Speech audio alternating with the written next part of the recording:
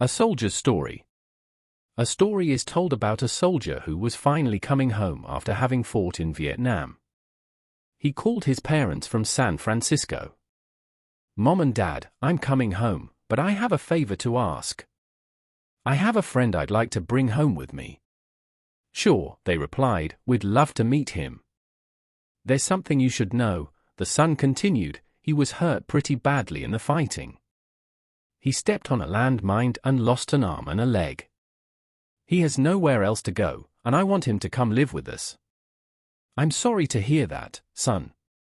Maybe we can help him find somewhere to live."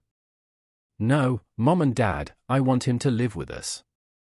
"Son," said the father, "you don't know what you're asking.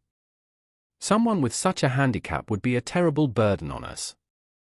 We have our own lives to live, and we can't let something like this interfere with our lives.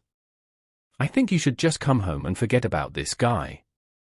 He'll find a way to live on his own." At that point, the son hung up the phone. The parents heard nothing more from him.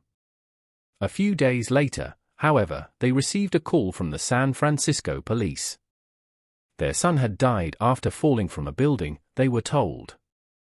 The police believed it was suicide. The grief-stricken parents flew to San Francisco and were taken to the city morgue to identify the body of their son. They recognized him, but to their horror, they also discovered something they didn't know: their son had only one arm and one leg. Moral: the parents in this story are like many of us. We find it easy to love those who are good-looking or fun to have around, but we don't like people who inconvenience us or make us feel uncomfortable. We would rather stay away from people who aren't as healthy, beautiful, or smart as we are. Thankfully, there's someone who won't treat us that way. Someone who loves us with an unconditional love that welcomes us into the forever family, regardless of how messed up we are.